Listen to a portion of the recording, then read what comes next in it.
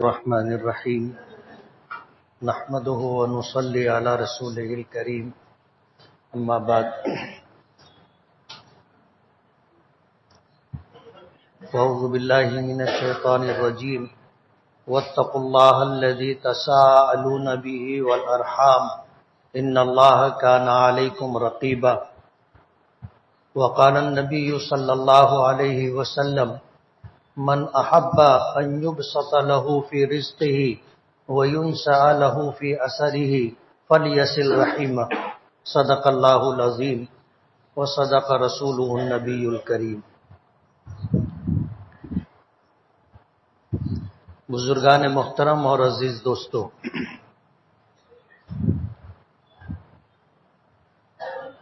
اللہ تعالیٰ بے نیاز ہے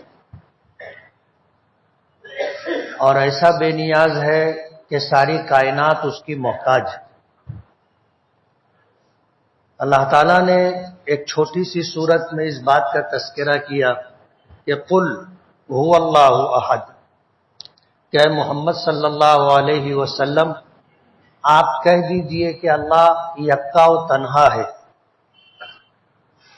اللہ الصمد، اللہ بے نیاز ہے۔ صمد اس ذات کو کہتے ہیں کہ جو کامل طور پر بے نیاز ہو، لیکن اس کی بے نیازی کے ساتھ ساتھ کائنات کی تمام مخلوق اس کی محتاج ہو، اس ذات کو صمد کہتے ہیں۔ اللہ تعالیٰ کے ناموں میں سے ایک نام ہے اور یہ اللہ تعالیٰ کا صفاتی نام ہے۔ تو کائنات کی تمام مخلوق اللہ کی محتاج ہے اور اللہ کسی کا محتاج نہیں ہے، تمام لوگوں سے بے نیاز ہے۔ لیکن اللہ نے ہمیں وجود عطا کیا، تندرست جسم دیا، عقل و ذہانت کی نعمت اللہ نے عطا کی، ہم سوچ سکتے ہیں، سمجھ سکتے ہیں،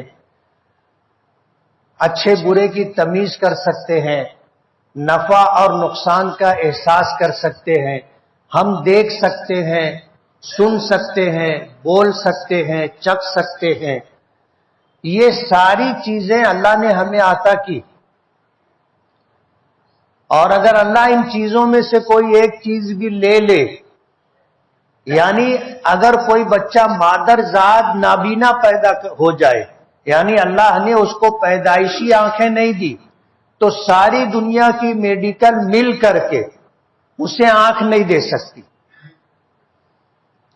یعنی جو مادرزاد اندھا پیدا ہو جائے تو پھر وہ اندھا ہی رہے گا، ساری دنیا مل کر کے اس کو آنکھ نہیں دے سکتی۔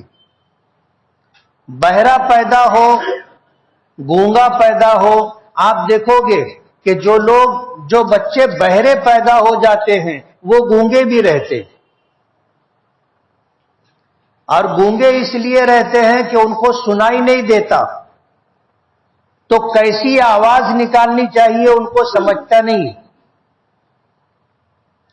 جو بچے مادرزاد بہرے پیدا ہوں تو بہرے ہونے کے ساتھ ساتھ وہ گونگے بھی رہتے، یعنی آواز ایسی نکالیں گے کہ جس آواز کا کوئی تلفظ نہیں ہوتا، وہ کیا کہہ رہا ہے یہ سمجھ میں نہیں آتا، وہ سنتا ہے تو اس کی نقل کرتا ہے اور بولتا ہے۔ تو اللہ اس پوری کائنات کا خالق ہے، مالک ہے۔ جب اس نے یہ پوری کائنات بنائی اور ہم انسانوں کو اللہ نے اشرف المخلوقات بنایا، تو اللہ تعالیٰ کے ہم پر حقوق ہیں۔ سب سے پہلا حق اللہ تعالیٰ کو وحدہ لا شریک لہ ماننا، جس کو وحدانیت کہتے۔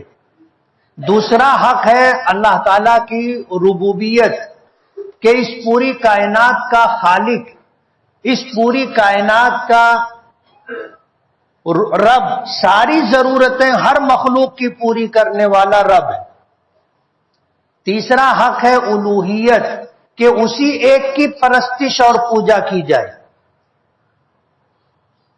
یہ تو اللہ کا حق ہے، اور کل قیامت کے دن اللہ تعالیٰ اپنے حق کے معاملے میں 3 عدالتیں لگائے گا، پیچھے میں نے اس کا تذکرہ کیا ہے۔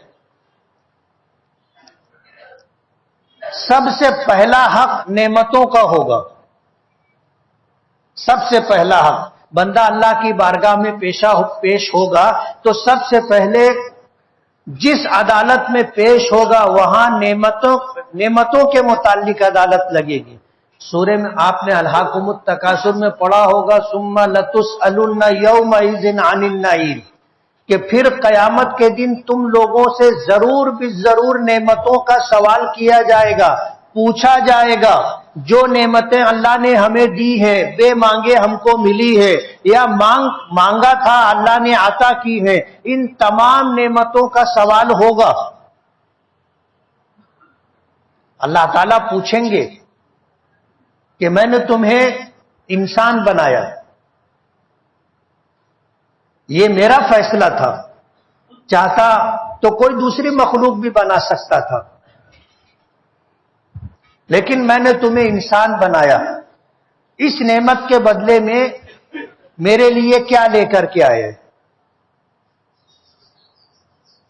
پھر میں نے تجھے دیوانہ اور پاگل نہیں بنایا، عقل کی نعمت دی، اس کے بدلے میں کیا دے گا؟ آنکھ دی، کیا دے گا؟ کان دیے، سنتا ہے، کیا دے گا؟ زبان دی، بولتا اور چکھتا ہے، کیا دے گا؟ تندرست جسم دیا، لنگڑا لولا نہیں بنایا، معذور نہیں بنایا.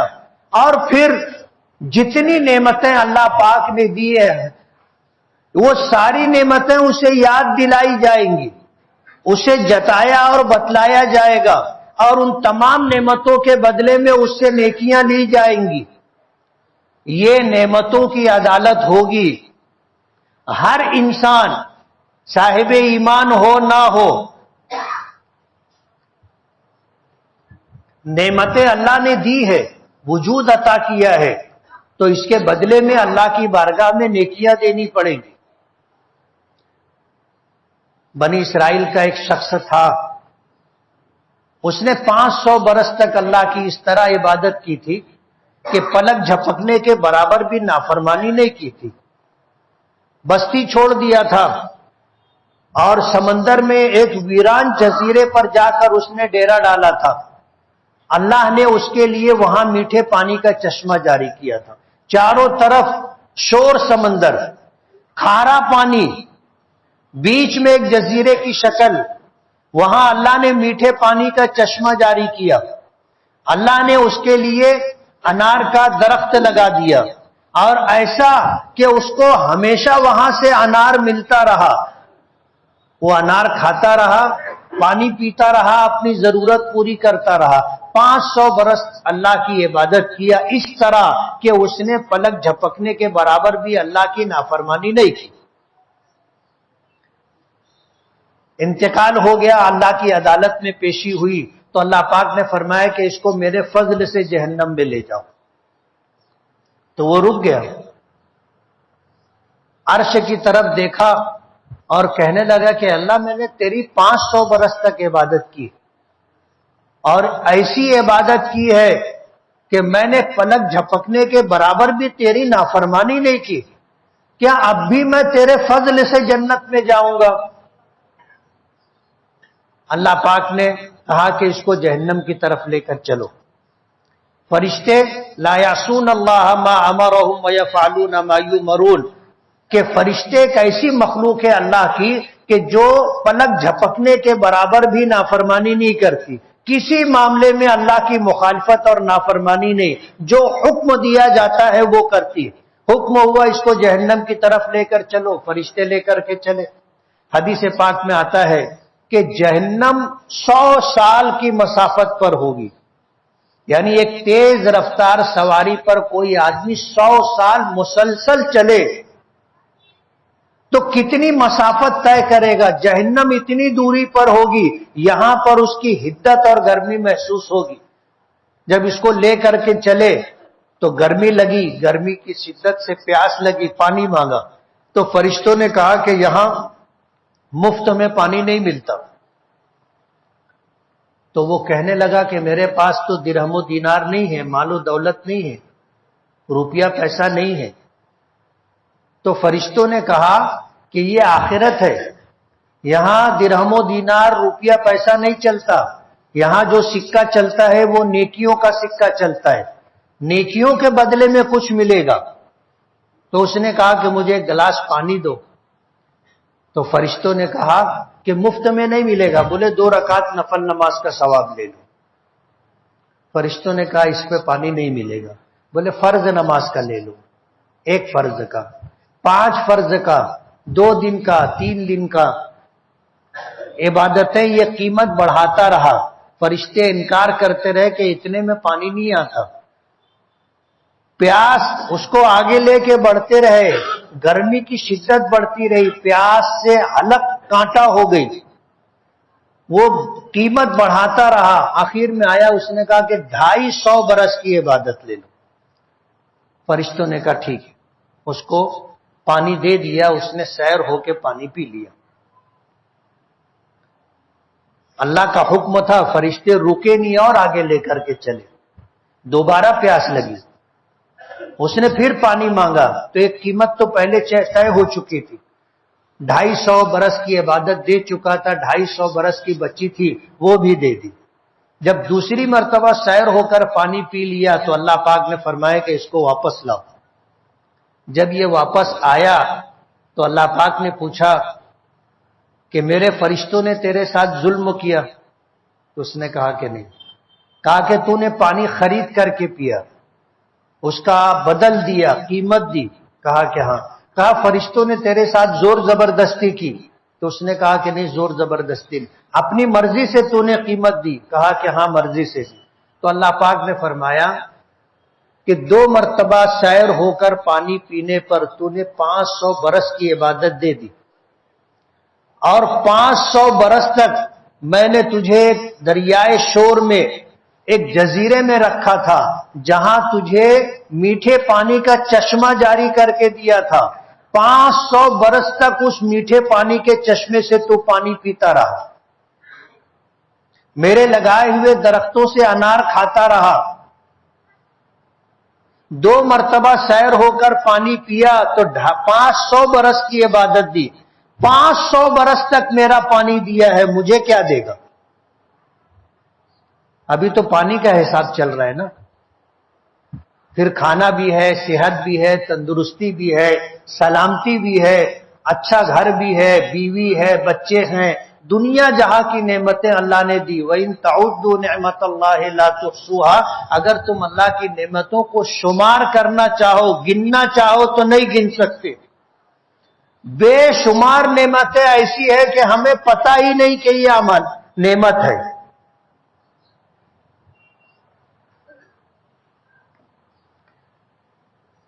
ہارون رشید کے دربار میں اس وقت کے بہت بڑے عالم اور بزرگ پہنچے۔ ہارون رشید نے کہا مجھے نصیحت کیجیے، تو انہوں نے پوچھا، نصیحت اس نے چاہی تو انہوں نے پوچھا کہ اگر تجھے پانی نہ ملے، تو شکار پر گیا، جنگل میں بھٹک گیا، سارے ساتھیوں سے بچھڑ گیا، اور پیاس شدت کی لگی، پیاس شدت کی لگی، اگر پانی نہیں ملے گا تو تو مر جائے گا، ایسی حالت ہو گئی، تو پھر اگر کسی نے تجھ کو پانی دیا تو اس کے بدلے میں کیا دے گا؟ بولے آدھی سلطنت دے دوں گا۔ پھر پوچھا کہ پانی پی تو لیا، پانی پی لینے کے بعد پھر پیشاب شدت کی لگی، پیشاب شدت کی لگی اور پیشاب نہیں ہو رہا ہے۔ کبھی ہوتا ہے ایسا، جن لوگوں کو پتھری کی بیماری ہوتی ہے یا اور کوئی مرض لائق ہوتا ہے، پیشاب لگتا ہے، ہوتا نہیں ہے، اور مریض تڑپتا ہے، ایسا تڑپتا ہے جیسے پانی کے بغیر مچھلی تڑپتی ہے۔ پتھری کے مریض کو کبھی شدت درد میں دیکھا ہے، شدت تکلیف میں دیکھا ہے؟ نہ اس کو کھڑے چین ہوتا ہے، نہ بیٹھے چین ہوتا ہے، نہ لیٹے چین ہوتا ہے، پیشاب لگا ہے، ہو نہیں رہی ہے۔ انہوں نے پوچھا کہ ایسی حالت ہو جائے اور کوئی اگر تجھے آرام سے سہولت سے پیشاب کروا دے تو تو کیا دے گا؟ بولے آدھی سلطنت دے دوں گا۔ انہوں نے کہا کہ تیری سلطنت کی حیثیت کیا ہے؟ ایک مرتبہ سیراب ہو کر پانی پیا، آدھی سلطنت، پھر یہ پانی اندر جانے کے بعد باہر نہیں نکل رہا، پیشاب نہیں ہو رہا تو آدھی سلطنت۔ تیری پوری سلطنت ایک مرتبہ سیراب ہو کر پانی پینا اور ایک مرتبہ سہولت سے پیشاب کر لینا، پھر اس پر اکڑ کیسی؟ اس سلطنت کے اوپر غرور کیسا، تکبر کیسا؟ اب آپ سوچو کہ اللہ کی بے شمار نعمتیں ہمارے پاس ہیں، ہم میں سے کبھی کسی کو یہ خیال آیا کہ سہولت کے ساتھ پیشاب کا ہو جانا بھی اللہ کی بہت بڑی نعمت ہے؟ کبھی سوچا ہم نے؟ سہولت سے پیشاب کا ہو جانا بھی اللہ کی بہت بڑی نعمت ہے، اور نہ جانے کتنی ایسی نعمتیں ہیں جس کے بارے میں ہمیں گمان بھی نہیں، ہم نے سوچا بھی نہیں کہ یہ اللہ کی نعمت ہے۔ ہماری آنکھ اللہ نے دی، اس کے اوپر پلکیں دی، ہر 2-4 سیکنڈ کے بعد پلک جھپکتی ہے، اور فضا کے اندر جو گرد و غبار ہوتا ہے وہ آنکھوں پر آتا ہے، اور آنکھ فوراً جو ہے پلک جھپکتی ہے اور آنکھ صاف ہوتی۔ یہ فضا میں جو خشکی ہوتی ہے، جو حدت ہوتی ہے، یہ آنکھ کو خشک کرتی ہے، اور پلک جو ہے جھپک کر کے خشکی ختم کر کے آنکھوں کو تر کر دیتی ہے۔ یہ بھی اللہ کی بہت بڑی نعمت ہے۔ ایک صاحب تو ان کا ایکسیڈنٹ ہو گیا، پلک کٹ گئی، جس رگ کے ذریعے سے پلک جھپکتی تھی وہ رگ کٹ گئی، اب آنکھ ان کی کھلی ہے تو کھلی ہے۔ معمول یہ تھا کہ ساتھ میں پانی رکھتے تھے، تھوڑی تھوڑی دیر کے بعد کپڑا گیلا کر کے آنکھ کو پوچھتے تھے۔ سننے میں اور بولنے میں بہت آسان لگتا ہے، لیکن ہوا یہ کہ 2-4 دن میں پورا زخم ہو گیا۔ یہ آنکھ اتنی نازک ہوتی ہے کہ بار بار آپ اس کو کپڑے سے بھی نہیں پوچھ سکتے۔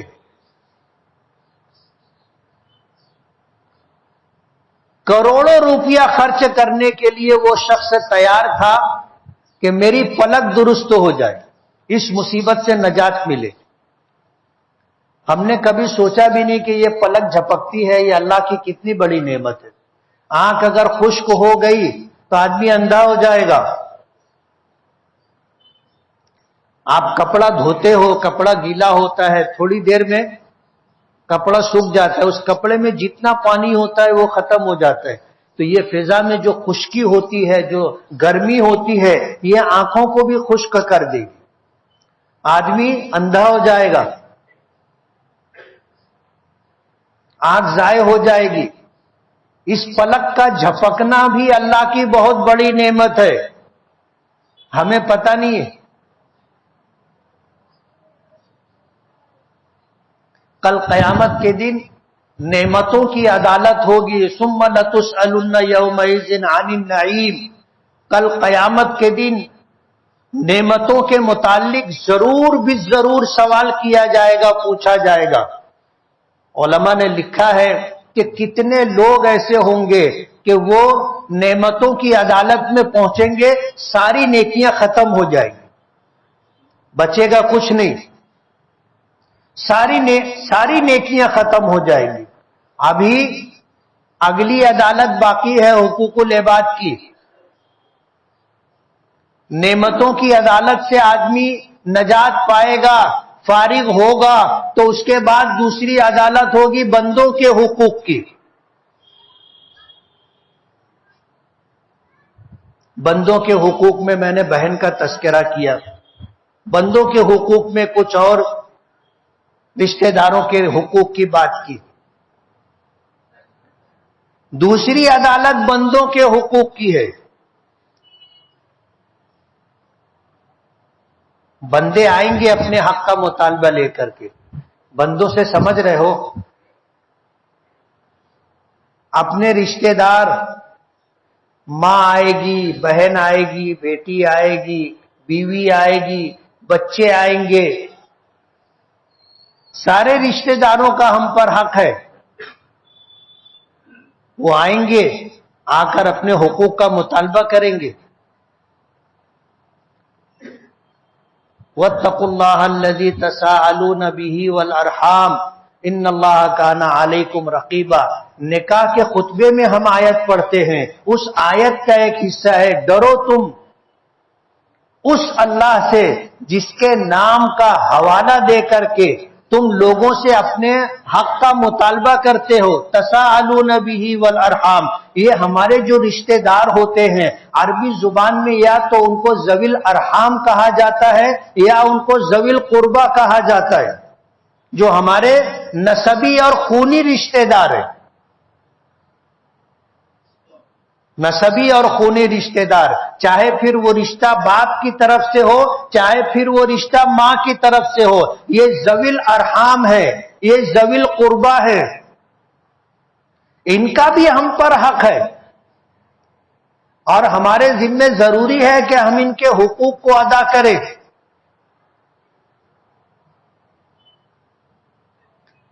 کل قیامت میں دوسری عدالت حقوق العباد کی ہوگی.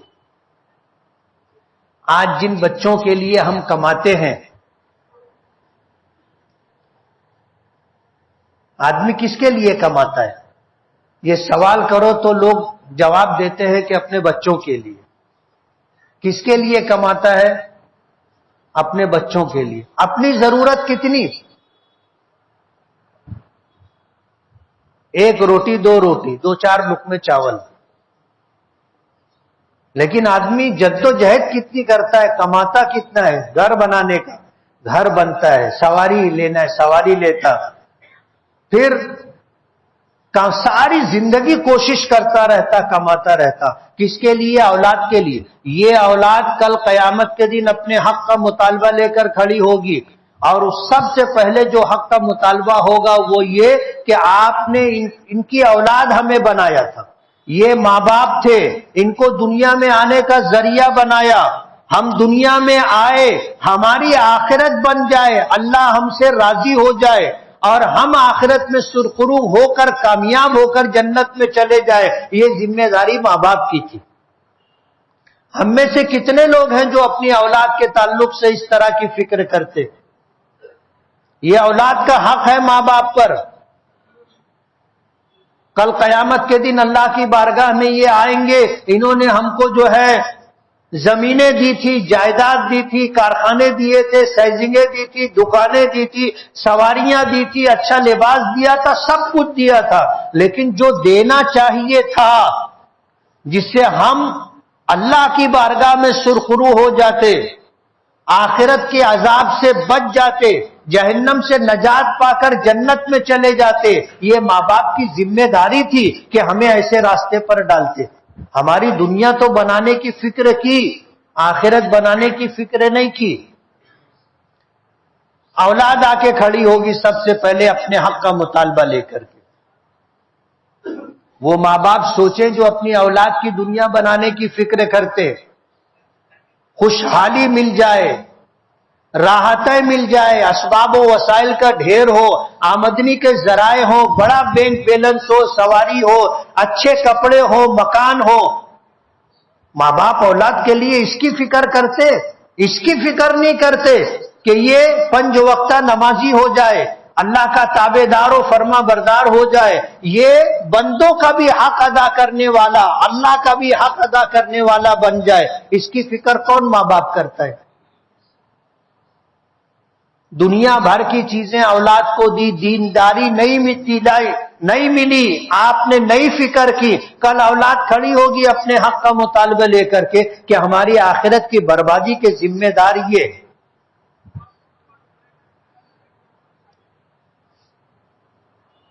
اور اللہ ہر ایک کا حق دلائے گا، ہر ایک کا حق دلائے گا. اللہ انصاف کریں گے، جو حقدار آئے گا اللہ اس کا حق دلائے گا. حدیث پاک میں آتا ہے نبی کریم صلی اللہ علیہ وسلم نے فرمایا کہ بتاؤ میری امت کا مفلس شخص کون ہے؟ مفلس، دیوالیہ۔ صحابہ کرام کہنے لگے جس کے پاس مکان نہ ہو، چھت نہ ہو، جس کے پاس سواری نہ ہو، جس کے پاس کپڑے نہ ہو، جس کے پاس کھانے کا انتظام نہ ہو۔ حضور نے فرمایا میری امت کا مفلس آدمی یہ نہیں ہے۔ مفلس آدمی وہ ہے کہ کل قیامت کے دن اللہ کی بارگاہ میں آئے گا تو لوگوں کے حقوق ان پر باقی ہوں گے اور حقدار لوگ اپنے حق کا مطالبہ لے کر کے کھڑے ہوں گے۔ اللہ پاک انصاف کرے گا، جس کا جتنا حق ہوگا اس کے بقدر نیکیاں لے کر کے اس کو دے دی جائے گی۔ حق کا مطالبہ رہے گا، نیکیاں دی جاتی رہیں گی۔ ایک وقت آئے گا نیکیاں ختم ہو جائیں گی، لوگوں کا حق باقی رہ جائے گا۔ پھر اللہ پاک یہ کریں گے کہ جن کا جتنا حق تھا ان کے نام اعمال میں سے حق کے بقدر گناہ اٹھا کر کے اس کے نام اعمال میں ڈال دیں گے۔ باقی سارے لوگوں کا حق اس طرح ادا ہوگا کہ سب کا گناہ، جتنے حقوق اہل حقوق باقی رہ گئے تھے ان کے حق کے بقدر ان کے گناہ لے کر کے اس کے نام اعمال میں ڈال دیا جائے گا۔ حضور نے فرمایا میری امت کا مفلس آدمی یہ ہوگا کہ آئے گا اللہ کی بارگاہ میں تو نیکیوں کے انبار لے کر کے آئے گا، لیکن لوگوں کے حقوق ضائع کیے تھے، اللہ ان کا حق دلائے گا، کبھی نیکیاں دے کر کے، کبھی ان کے گناہ کم کر کے، اس کے گناہ بڑھا کر کے اللہ انصاف کرے گا۔ یہ حضور نے فرمایا میری امت کا مفلس ترین شخص ہوگا، مفلس ترین۔ زنا نہیں کیا تھا، نام اعمال میں زنا آ جائے گا۔ چوری نہیں کیا تھا، نام اعمال میں چوری آ جائے گی۔ شراب نہیں پیا تھا، نام اعمال میں شراب کے پینے کا گناہ، نہ جانے کیسے کیسے گناہ سب اس کے نام اعمال میں آ جائیں گے۔ پھر حضور نے فرمایا کہ یہ آدمی جنت سے محروم ہو کر کے جہنم میں جائے گا، اللہ کی مشیت کے تحت ہوگا۔ وجہ اس کی یہ ہے کہ اللہ جس کے بارے میں اس طرح کا معاملہ کریں گے پھر وہ جہنم سے نہیں بچ سکتا۔ نبی کریم صلی اللہ علیہ وسلم نے فرمایا کہ لوگ اللہ کے فضل سے جنت میں جائیں گے۔ تو حضرت عائشہ صدیقہ رضی اللہ تعالی عنہا نے پوچھا تھا کہ اللہ کے رسول آپ بھی؟ تو حضور نے فرمایا کہ ہاں ہاں، حتی غشیتنی رحمت ربی، یہاں تک کہ مجھے میرے پروردگار کی رحمت ڈھانپ لے۔ تو حضرت عائشہ نے ایک سوال کیا کہ اللہ کے رسول سب کی پیشی اللہ کی بارگاہ میں ہوگی، سب کا حساب و کتاب ہوگا، بغیر حساب و کتاب کے؟ تو فرمایا حساب و کتاب سب کا ہوگا، مطلب یہ ہے کہ پیشی ہوگی، اللہ کی بارگاہ میں پیشی ہوئی، نام اعمال اللہ نے کھلوائے نہیں، پیشی ہوئی، اللہ نے معاملہ آگے بڑھا دیا کہ جاؤ جنت میں۔ یہ ہے حساب یسیر، اسی کو کہیں گے بغیر حساب و کتاب کے۔ پیشی تو ہوگی، اللہ کی بارگاہ کے سب کو حاضری دینا ہوگی، سب کو اللہ کے سامنے کھڑا ہونا ہوگا۔ یہ ہے اللہ اگر معاف کرنا چاہے تو اس طرح کی معافی۔ حضرت عائشہ کے سوال کے جواب پر حضور نے جو بات فرمائی تھی کہ اللہ تعالیٰ جس کو عذاب دینا چاہے گا اس سے پوچھے گا کیوں؟ اللہ تعالیٰ پوچھے گا کیوں؟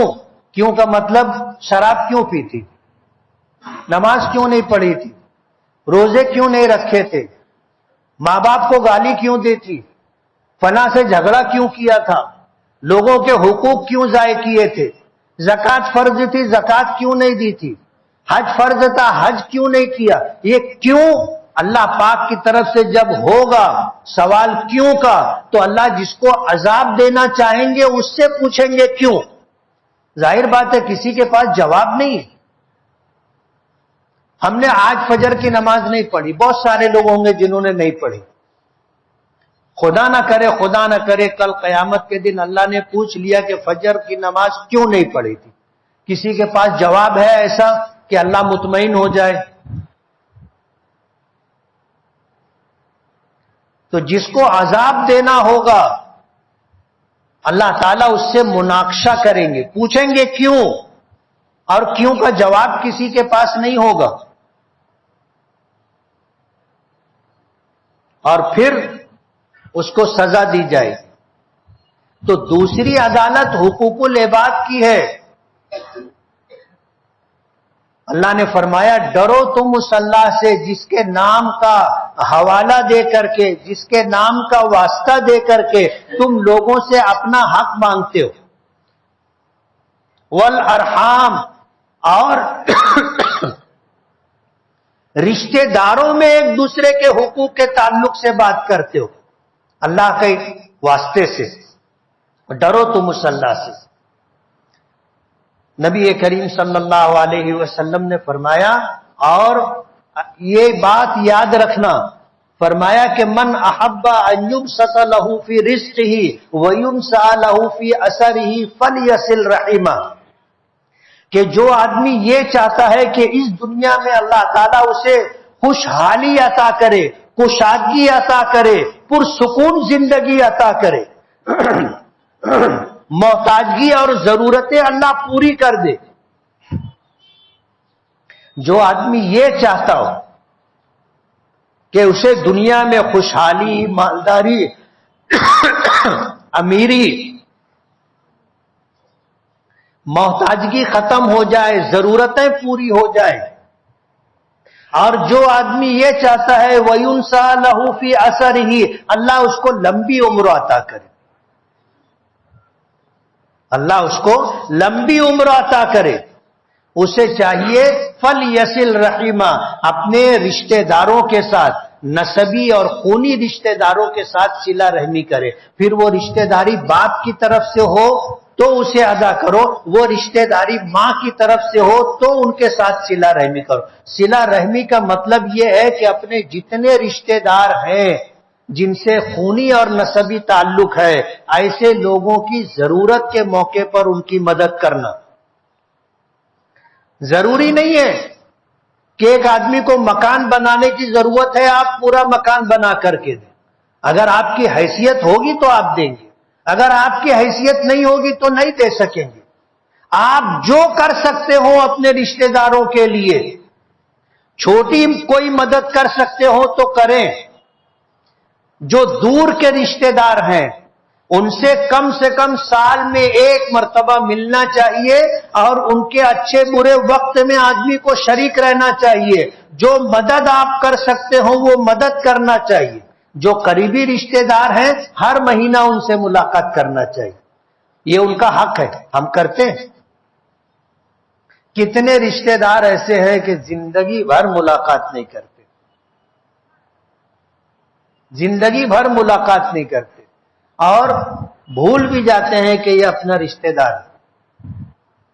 اللہ معاف کرے، یہ کوتاہی ہم سب سے ہوتی۔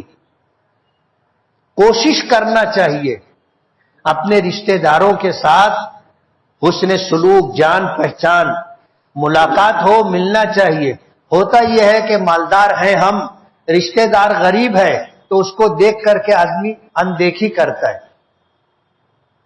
اندیکھی کرتا ہے، وہ بھی دیکھتا ہے کہ یار یہ تو اپنے کے پہچان بھی نہیں رہا ہے، پھر وہ بھی ملنا چھوڑ دیتا ہے، ختم ہو جاتی بات۔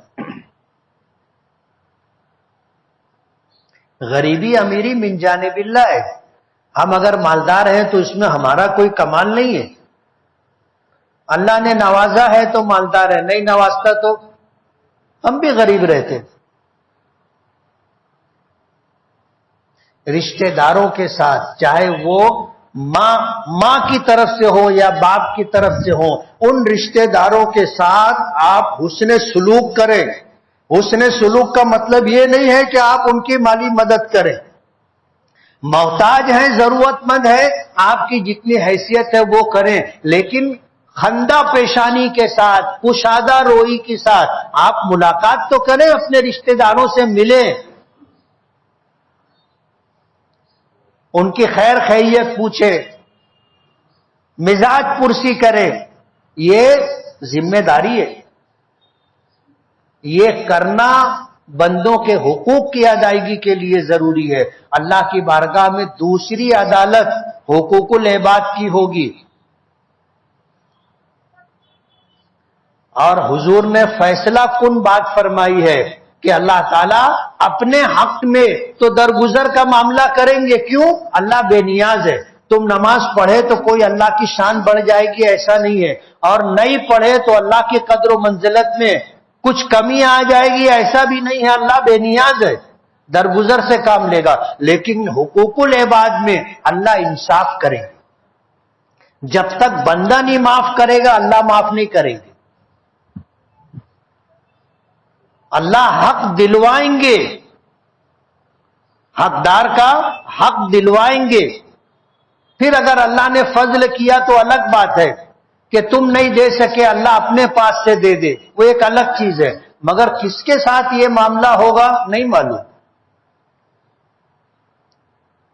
اس لیے حقوق العباد کی ادائیگی کی فکر کرے۔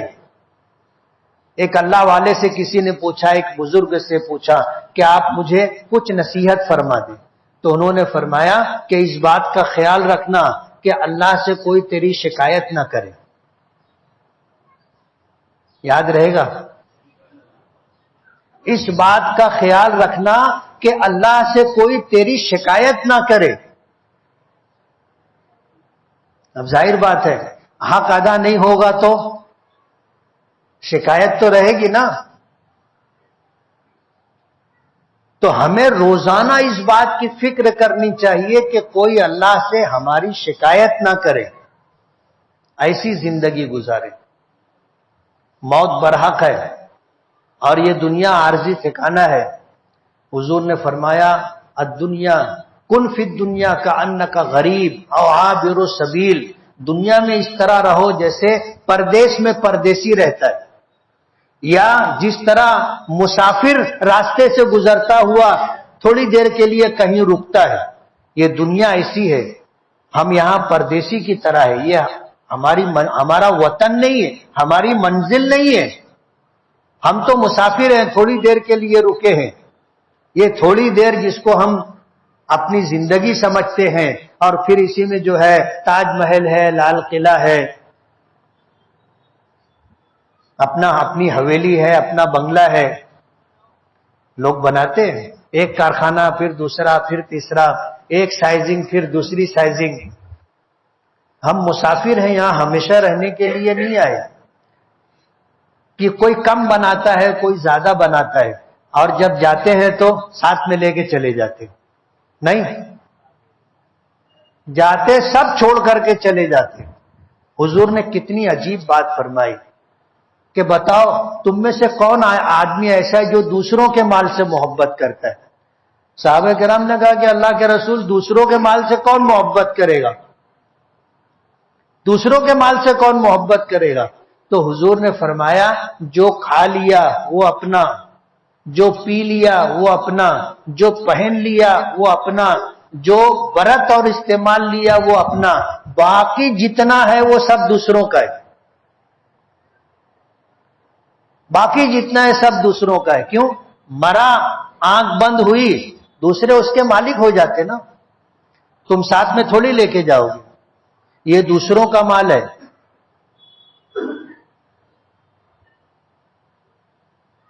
سمجھ میں آ رہی بات؟ بندوں کے حقوق کی ادائیگی کی فکر ضروری ہے۔ ترتیب وار انشاءاللہ بیان کریں گے۔ بہن کے تعلق سے، بیوی کے تعلق سے کچھ باتیں تھیں انشاءاللہ، اور بھی جو ذوی الارحام، ذوی القربہ ہیں، ان کے حقوق کی بیان اس پر ہوگا۔ وآخر دعوانا الحمدللہ رب العالمین۔